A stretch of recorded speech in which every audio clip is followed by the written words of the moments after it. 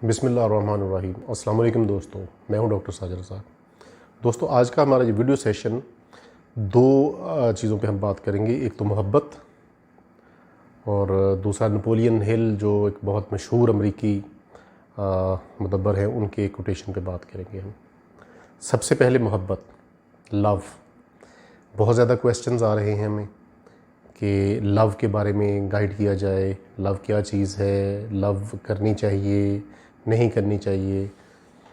तो जो इसमें दोस्तों, इसमें देखिए, लव जो है बहुत वसी लफ्ज़ है।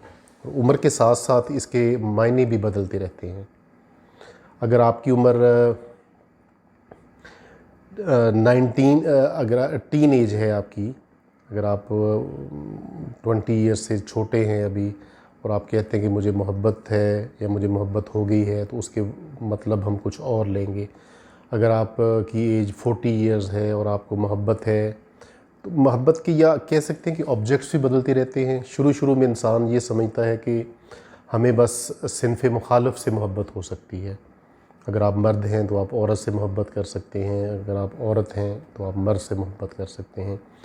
जैसे जैसे हमारी एज बड़ी होती जाती है, हमें पता चलता है कि ये मोहब्बत बहुत वसी लफ्ज़ है, और उसके मायने भी फिर ज़्यादा वाज़ेह होने शुरू हो जाते हैं।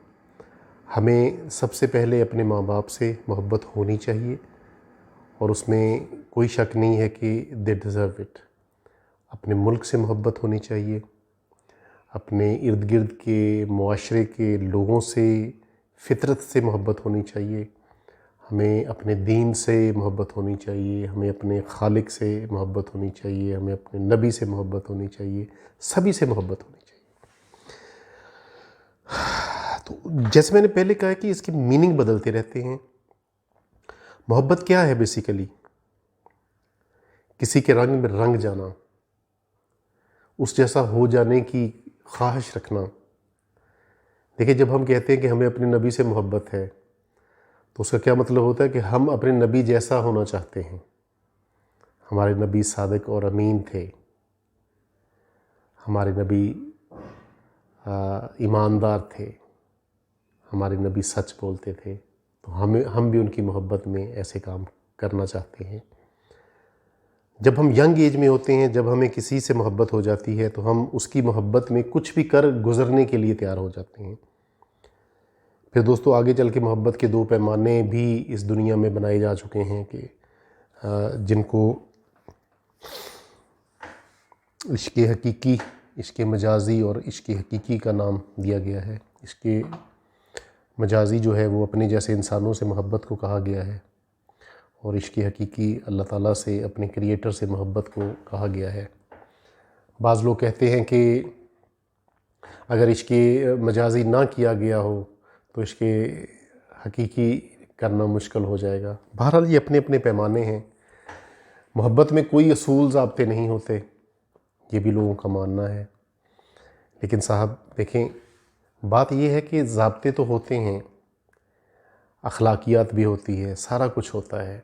और हमें दोस्तों, इसमें जो सबसे अहम चीज़ है, और जो मैं पाकिस्तान में अपने जो मेरे क्लाइंट्स हैं, जो मेरी बच्चियां हैं, हमारे बेटियों की तरह हैं, माएँ बहनें हैं, यंग हैं, मैं उनको हमेशा गाइड करता हूं कि अगर कोई नौजवान आपसे कहता है कि उसे आपसे मोहब्बत हो गई है, तो उसको वेलकम करें। ठीक है भी, आप अपने पेरेंट्स को हमारे घर भेज दें, लेट्स डू मैरिज। तो अगर तो उन साहब की हवा ना निकल जाए और वो अपने माँ बाप को आपके घर भेज देते हैं, तो दैट्स इट, ग्रेट थिंग। वो सच्चे हैं, उन्होंने अपना जो कहा कि उन्हें आपसे मोहब्बत है, उसको सच कर दिखाया। क्या करके? रिश्ता भेज के आपके घर, अपने पेरेंट्स को भेज के। लेकिन अगर एक साहब कह रहे हैं कि मुझे आपसे मोहब्बत है, लेकिन ड्यू टू सम रीज़न्स, और दोस्तों वो रीज़न 10 से ज़्यादा नहीं हैं, ड्यू टू सम रीज़न्स मैं अपने पेरेंट्स को आपके घर नहीं भेज सकता। वो रीज़न्स वो कुछ भी हो सकती हैं। आप सब माशाल्लाह समझदार हैं, अक्लमंद हैं। तो दोस्तों, उनसे माज़रत कर लें, उनको अपने करीब मत फटकने दें, हाँ, तहज़ीब के दायरे में रहें, और ये एक हैरान कुन फाइंडिंग है, साइंटिफिक फाइंडिंग है कि मर्द औरत से उस वक़्त तक तवज्जो चाहता है जब तक औरत तवज्जो दे नहीं देती। जो ही औरत तवज्जो देती है उस पर, फोकस कह लें, उसको कह लें, इल्तफ़ात कह लें, कुछ भी लफ्ज़ बोल लें, तो मर्द उसी वक्त पीछे हटना शुरू हो जाता है। या आम अल्फाज में कह लें कि मर्द को औरत से मोहब्बत उस वक्त तक होती है, ये शादी से पहले की बातें मैं कर रहा हूँ, जब तक औरत इकरार नहीं कर लेती। जो ही औरत कहती है मुझे भी आपसे मोहब्बत है, मर्द स्टेप बैक करना शुरू कर देता है, पीछे कदम ले जाना शुरू कर देता है। जैसे उसने जंग जीत ली है और फतह का ऐलान हो गया है, अब वो मैदान छोड़ के भागना चाहता है, ठीक है। औरत उसके पीछे पीछे होती है और मर्द आगे आगे होता है। और जब तक औरत मोहब्बत के नाम पे मर्द को घास नहीं डालती, इल्तफ़ात नहीं करती, उसके जवाब में वापस आई लव यू नहीं कहती, तो मर्द उसके पीछे पीछे है दिन रात, सुबह शाम। तो इस चीज़ के बारे में हमारी जो माएँ बहनें हैं उनको एहतियात करनी चाहिए। अपनी इज़्ज़त के बेस पे मोहब्बत को हासिल करने की कोशिश नहीं करनी चाहिए।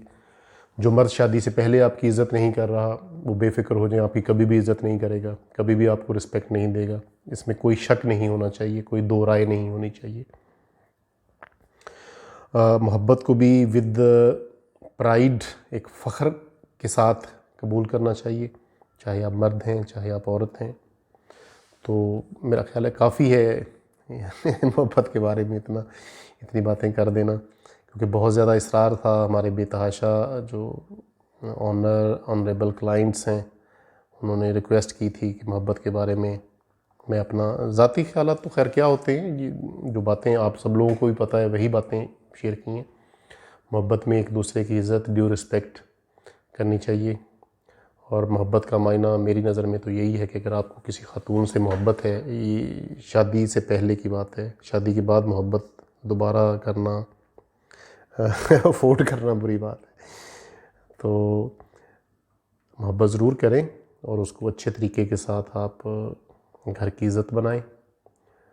और दैट्स इट, ठीक हो गया जी।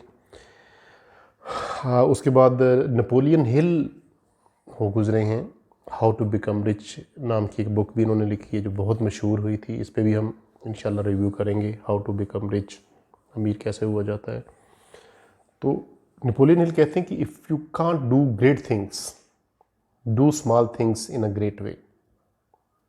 बहुत ज़बरदस्त कोटेशन है इनका, नेपोलियन हिल का। उन्होंने कहा है कि जी अगर आप ग्रेट थिंग्स नहीं कर सकते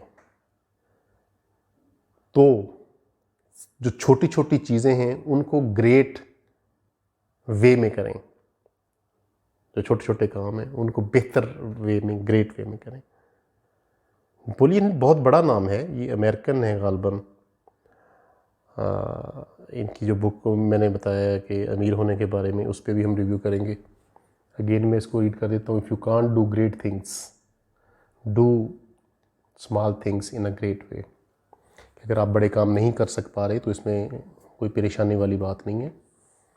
आप जो छोटे काम भी हैं उनको भी ग्रेट वे से कर सकते हैं,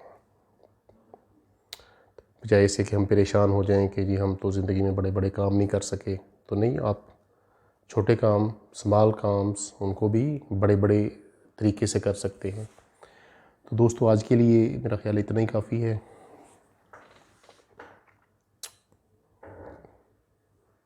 दुआ में याद रखिएगा और हमारी दुआ है कि अल्लाह ताला आपको बेहतरीन सेहतमंद ज़िंदगी, खुशियों भरी सेहतमंद ज़िंदगी दे। अस्सलाम वालेकुम रहमतुल्लाहि व बरकातहू।